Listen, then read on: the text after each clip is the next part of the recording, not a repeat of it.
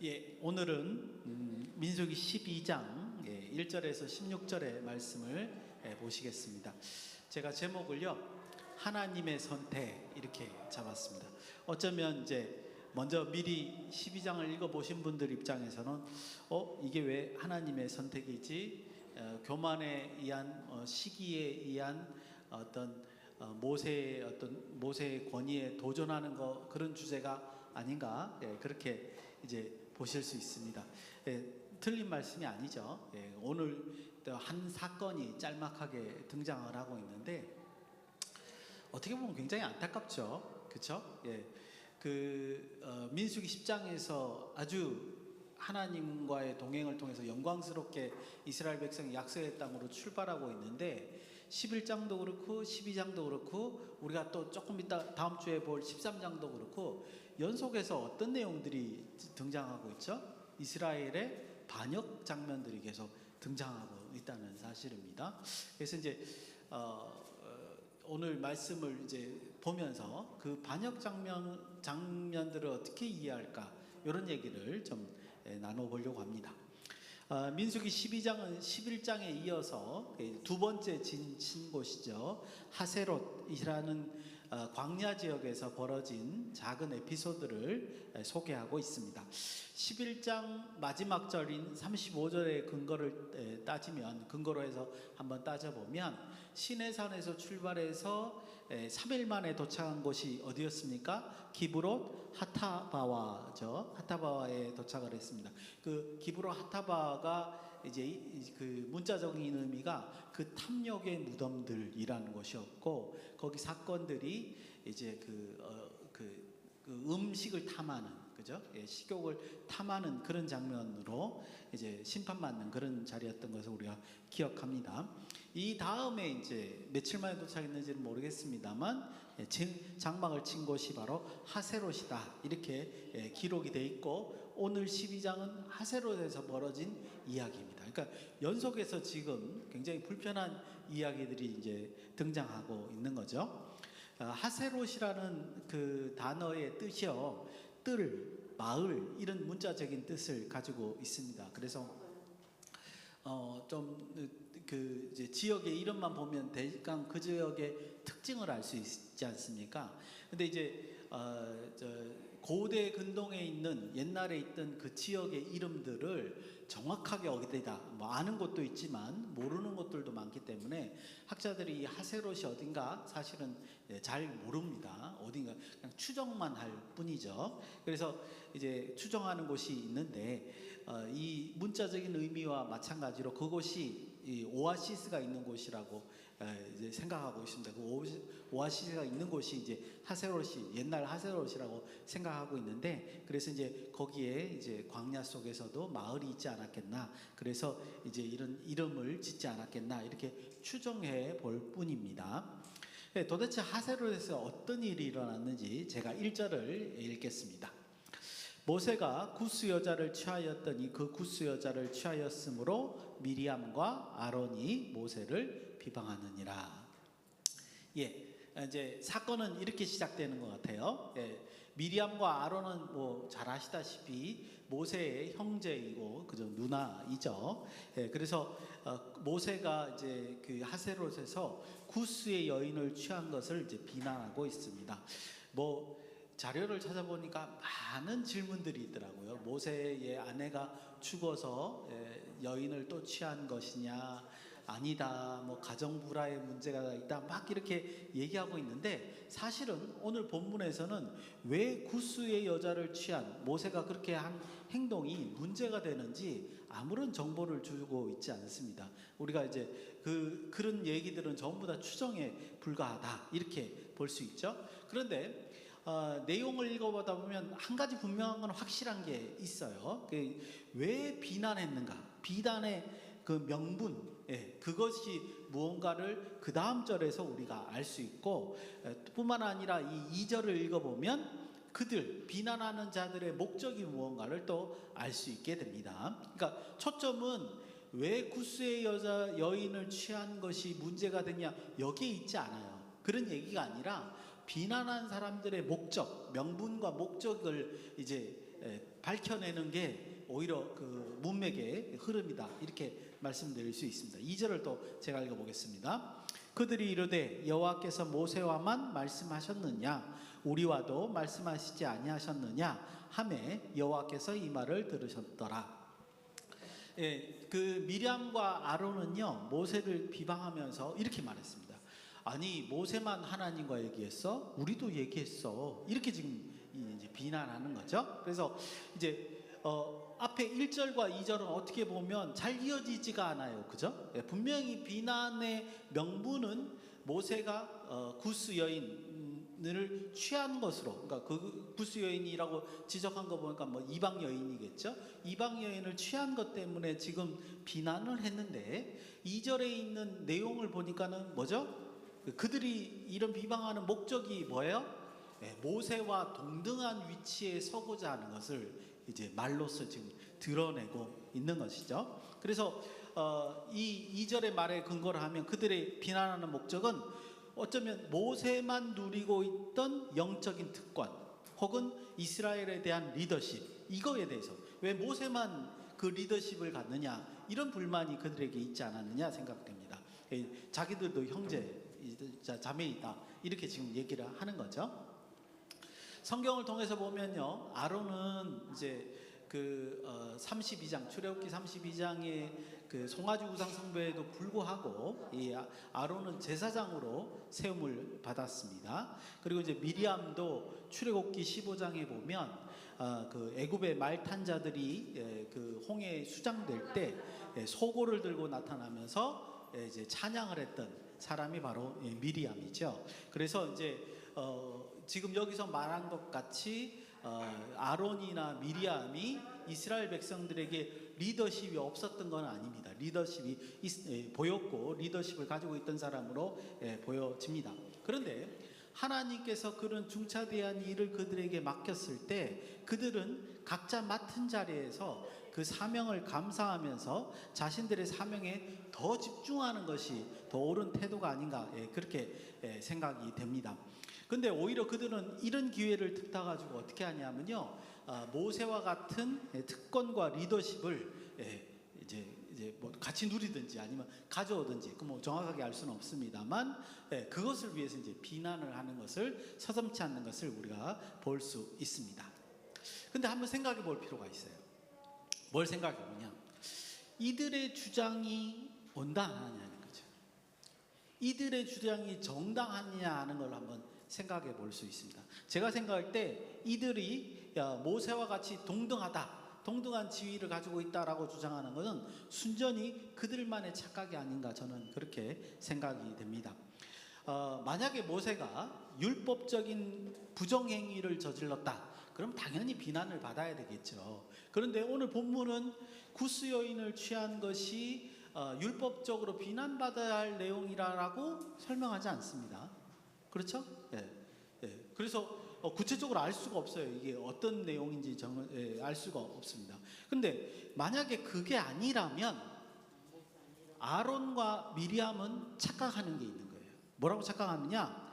마치 어떤 행위가, 즉 아론은 제사장 직무를 수행하는 것, 미리암은 출애굽기 15장에서 그렇게 모든 사람들 앞에서 하나님의 찬양을 인도했던 것, 이런 행위 자체가 어떤 영적 리더십이나 혹은 선지자적 사명의 어떤 자격을 갖는 것처럼 아론과 미리암은 착각하는 거예요. 그런 착각을 한 게 아니에요. 여러분도 한번 생각해 보십시오. 우리 교회에서도 우리가 직분을 우리의 어떤 선한 행위 내지는 우리의 훌륭한 행위 때문에 그 직분을 받습니까?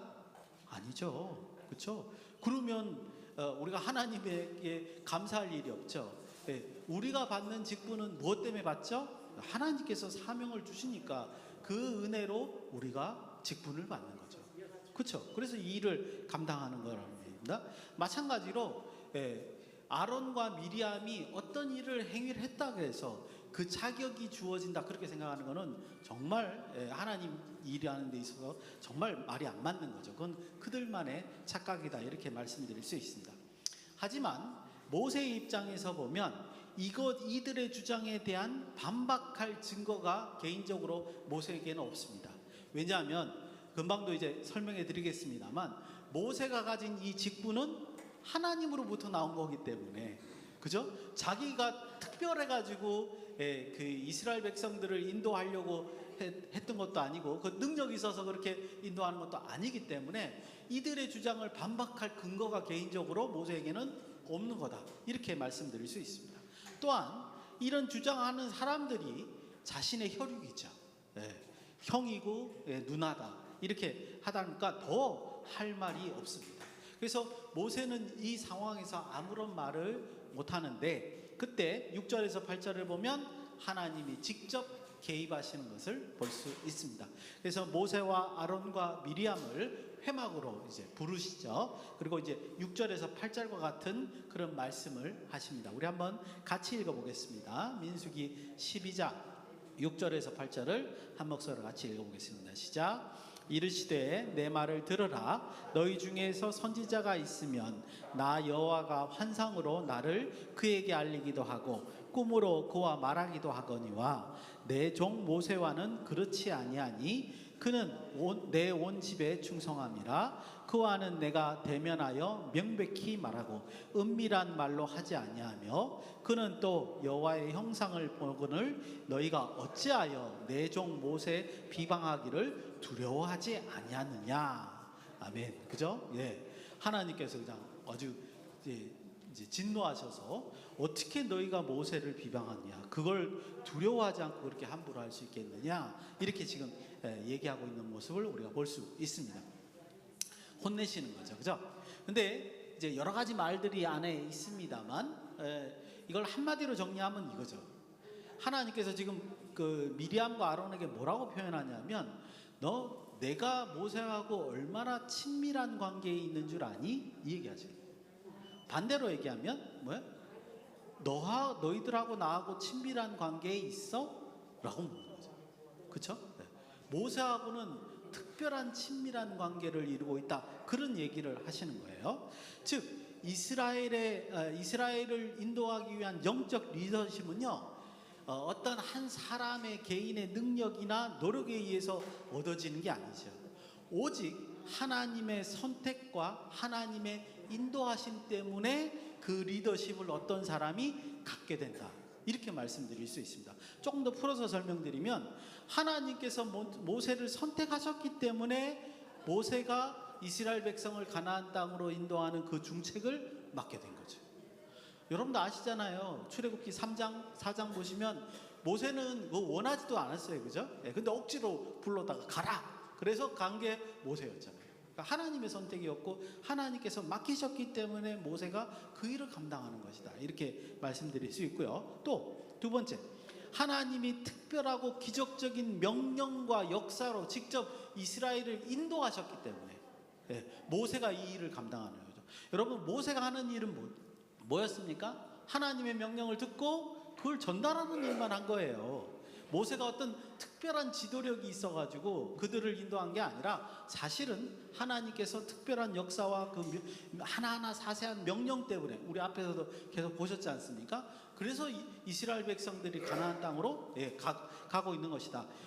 모세가 뛰어난 어떤 리더십이 있어서 이럴 땐 이렇게 해야 돼, 저럴 땐 저렇게 해, 그렇게 얘기한 게 아니라, 오히려 하나님께서 자세하게 출발은 이렇게 하고 누구부터 출발하고 나팔 소리는 어떻게 하고 우리가 앞에 읽은 대로 그렇게 다 하나님이 명령하셨지 않냐요. 그러니까요, 결과적으로 뭐냐면요, 아론과 미리암이 시기하고 차지했던 그 특권은, 모세의 특권은 처음부터 없었던 거예요. 모세는 특권을 가지고 있는 게 아니에요. 하나님의 명령을 받아서 하나님의 명령을 전달한 것뿐이에요. 실제적으로 배후의 모든 인도하심은 누가 한 거야? 하나님께서 하신 거예요. 그러니까 모세에게 특권이 없는 거죠. 근데 아론과 미리암의 눈에는 그게 특권처럼 보이는 겁니다. 이유는 뭐죠? 하나님과의 관계가 친밀하지 못했기 때문에 그런 거죠. 하나님이 하신 거를 잘 못 느끼는 거죠. 여러분, 그래서요, 하나님께서 모세 대신에 아론이나 미리암을 택하신다고 그렇게 말씀하시기 전에 그들 스스로가 모세가 자격이 있다 없다, 내가 자격이 있다 없다 이를 말할 권한이 그들에게는 전혀 없는 겁니다. 우리는 그걸 잘 인식을 하셔야 되는 거죠. 이제 그리고 나니까 하나님께서는 이제 이 아론과 미리암을 이제 징계하시는 장면이 그 뒷부분에 나옵니다. 그들의 이제 교만을 통해서 모세를 무고하게 비방을 하니까 하나님께서 그들에게 그런 행위가 죄 없다고 말씀 안 하신 거죠. 이제 징계를 하십니다. 모세와 그들과의 차이점을 잘 설명하시고 난 다음에 미리암에게 이제 징벌을 내리시죠. 나병을 이제 들게 하는 것을 바라게 하는 것을 볼 수 있습니다. 예, 나병은 우리 이제 레위기 때 보셨던 것 같이 짜라트 그 단어입니다. 실제로 우리가 현대에서 사용하는 그 이제 한센시병이나 그 나병하고는 좀 관련이 없는 단어예요. 조금 더 구약에 있는 짜라트라는 단어는 통칭이에요. 그러니까 표면에 뭐 피부면 피부 표면에 혹은 벽이면 벽 표면에 발생하는 트러블 같은 거 그런 것들을 뭐라 그러냐면 통칭해서 짜라트라고 합니다. 그러니까 이 병이 무조건 나병이다. 한센시병이다 이렇게 규정할 수는 없어요, 문자적으로. 그래서 이제 이 미리암이 그 나병에 걸렸다라는 그 말 때문에 하얗게 전신에 발하였다 이 말 때문에 이제 또 여러분들 찾아보시면 알게도 저도 이제 찾아보니까 여러 가지 질문들이 이제 본문하고 상관없는 질문들이 등장을 합니다. 그래서 여러분한테 그런 오해를 이제 없애드리기 위해서 한두 가지만 더 말씀을 드릴게요. 그래서 이제 이런 거죠. 미리암이 이제 7일 만에 낳게 되잖아요. 하나님의 명령에서 어떻게 미리암이 나병이 돋았는데 7일 만에 낳게 되냐, 나병이 7일 만에 낳는다는 게 말이 되냐 이렇게 이제 질문하시는 사람들이 있습니다. 이게 본문하고 전혀 상관없이 그러면서 뭐라면 이 성경 이 얘기는 너무 과장이다 이렇게 이제 말하는 사람들이 있죠. 근데 사실은 원어적을 표현을 보면 피부에 생기는 트러블이죠. 그게 실제로 짜라트라는 용어가 가지고 있는 그 뜻입니다. 그러니까 피부의 트러블은 충분히 가능하죠. 그거하고 전혀 상관없는 얘기다 이렇게 말씀드릴 수 있고요. 또 이런 질문도 하더라고요. 아니 같이 비난했는데 미리암은 징계를 받고 왜 아론은 징계를 안 받았죠? 그죠? 그렇게 또 질문하는 사람들이 있습니다. 역시 마찬가지로 우리가 성경에서 아무 말을 안 하기 때문에 함부로 상상하는 것은 그렇게 좋은 방식이 아닙니다. 다만 이제 내용을 보니까 뭐 어떤 분은 아론은 제사장이기 때문에 뭐 징계를 안 받은 거다 이렇게도 표현하는데 그거는 이제 문맥에서는 좀 그런 뉘앙스가 보이지 않고요. 아마도 이 비난의 발단과 배후는 미리암이 아닌가 이렇게 보여집니다. 그래서 미리암을 징계한 것이 아닌가 그렇게 아론은 놔두고 그렇게 하신 게 아닌가 그렇게 생각이 됩니다. 역시 이것도 추정이죠. 이렇게 말씀을 넘어서 이제 이렇게 함부로 가는 것은 그렇게 썩 좋은 방식은 아니다 이렇게 말씀을 드리겠습니다. 그래서 이제 아론이 하나님께서 미리암을 징계하신 걸 보고 난 다음에 이제 모세한테 가서 이제 간청을 합니다. 이 병이 빨리 이제 낫게 해달라고 하나님께 간구해달라고 이렇게 간청하는 장면이 있습니다. 그래서 모세가 하나님께 이제 간구를 하죠. 그래서 이제 하나님께서는 뭐라 그러냐면 이제 저기 속담 같은 얘기를 하면서 그래도 7일 동안은 이스라엘 진영 밖에 원래 이제 짜라트가 발견되면 이제 진단이 되고 난 다음에 진영 밖으로 나가야 되잖아요. 그죠? 그래서 이스라엘 진영 밖으로 나가서 7일 동안 머무른 후에 정결의식을 거쳐서 이제 복귀하도록 미리암이 7일 동안 이제 이스라엘 진영 밖에 있도록 그렇게 하는 걸로 이제 그 허락을 하시고 사건은 이제 이 에피소드는 끝나는 장면이 이제 등장하고 있습니다. 이렇게 짧게 이제 민수기 12장의 내용들을 보셨는데요. 저는 앞에 서두에도 말씀을 드렸지만 민수기 12장에 이 등장하는 사건을 보면서 이런 생각을 했습니다. 참으로 하나님께 대한 반역은 정말 다양한 형태로 등장을 하는구나 이런 생각이 갑자기 드는 거예요. 누차 말씀을 드렸지만 민수기 10장에서 하나님과의 동행, 그 모습이 너무 잘 보였지 않습니까? 동행하면서 지금 약속의 땅으로 거룩한 발걸음을 옮기고 있는데, 이스라엘이 11장부터 소개되는 이야기들은 뭐예요? 전부 다 하나님께 반역하는 모습들인 거예요.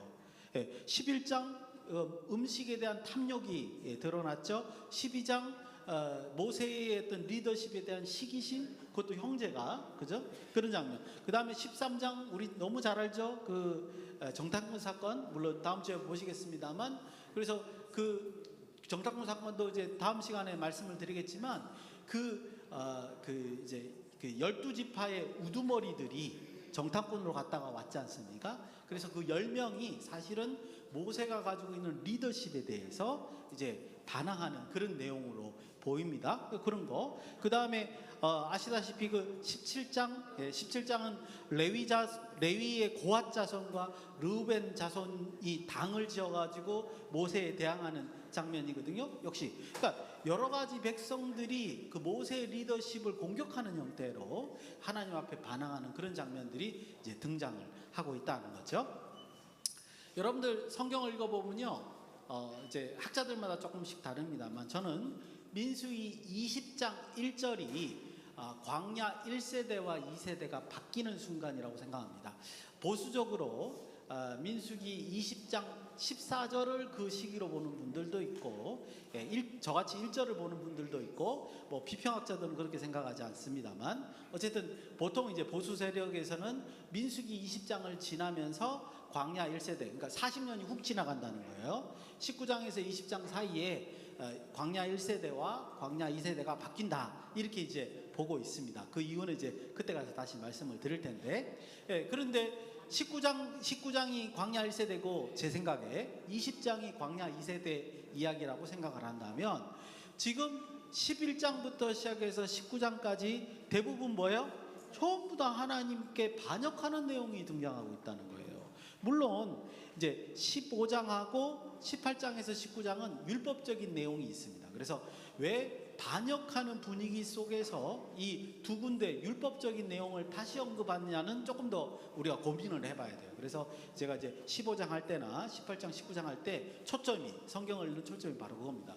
왜 반역의 스토리들이 중간중간 등장하는데 이런 율법의 내용들이 여기에 첨가됐느냐, 이런 것들은 좀 생각을 해봐야 됩니다. 근데 여전히 제 머릿속에 이제 질문이 하나 생각나는 것은 뭐냐면, 왜 이스라엘 백성들의 반역이 하나님과의 거룩한 동행 속에서 계속적으로 소개되고 있느냐는 거죠.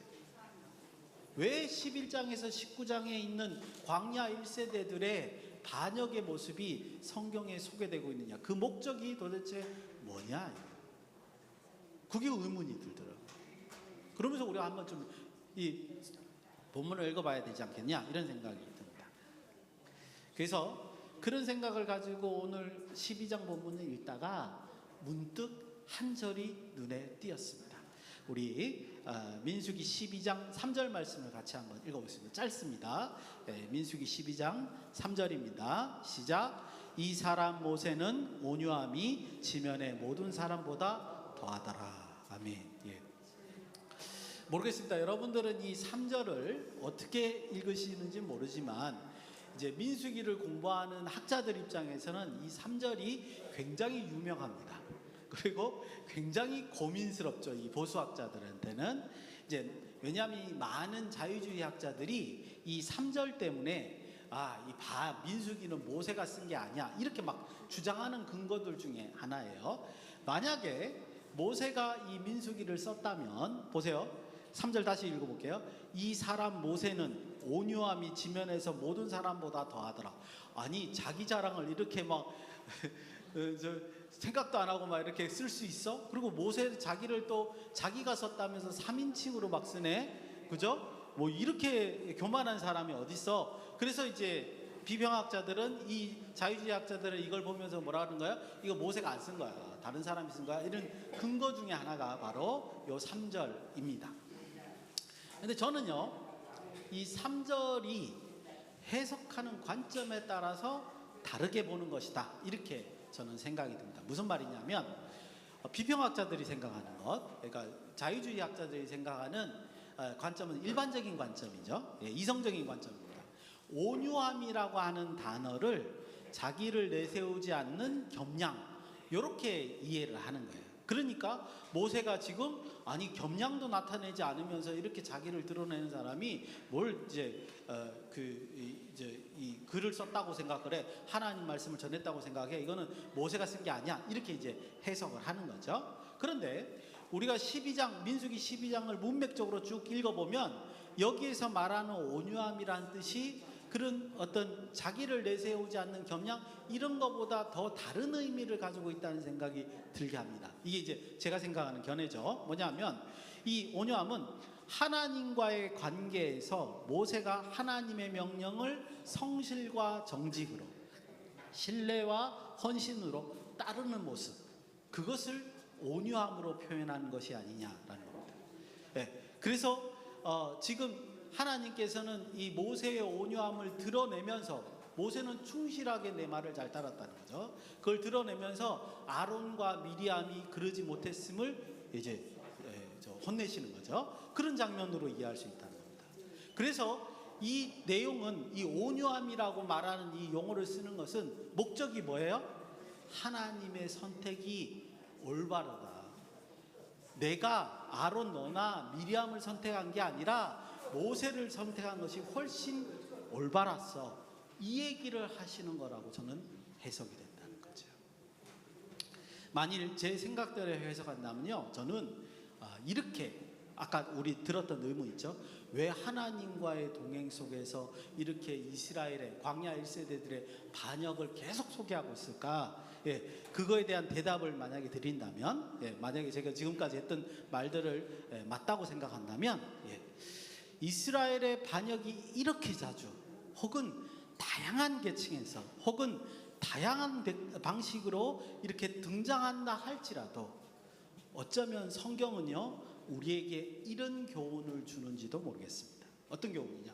하나님이 이렇게 말씀하시는 거예요. 이런 반역들을 소개하면서 소갯말로 이렇게 말씀하시는 거예요. 나의 선택은 항상 옳단다. 그러니 세상에 실망하지 말고, 역사를 비난하지 말고, 현실에 절망하지 말고, 오직 나의 그 올바른 선택을 의지하여, 나의 말과 명령에 의지하여 너의 사명에 대해서 최선을 다하라. 하나님께서 이렇게 말씀하신다는 거죠. 즉 무슨 말이냐면요, 반역이 이렇게 돼도요, 하나님은 끝까지 이스라엘을 구원하시고 끝까지 이스라엘 통해서 인류를 구원하시기 위해서 나가실 거라는 거예요. 그래서 내 선택은 옳고 내 선택의 결론은 끝까지 이 모든 인류를 구원하는 데 있다라고 보여주시는 거예요. 아무리 인간이 반역을 해도 말이에요. 그것이 오늘 이 민수기 11장, 12장, 앞으로 이어지는 13장, 17장의 그런 이스라엘 반역들 속에서도 하나님이 성경 속에 그 기사를 적어서 우리에게 읽어주게 하는 것은 그런 목적이 있지 않을까, 그렇게 감히 한번 해석을 해봅니다. 이런 은혜가 한 주간 있으시기를 예수님의 이름으로 축원드립니다. 기도하시겠습니다. 고마우신 아버지 하나님, 은혜를 감사합니다. 오직 하나님의 말씀이 우리 삶 속에 이루어지기를 소원하오니 역사하시고 함께하시고 또한 그 일들을 찬양하는 우리가 될 수 있도록 인도하여 주시옵소서. 예수님의 이름으로 기도드리옵나이다.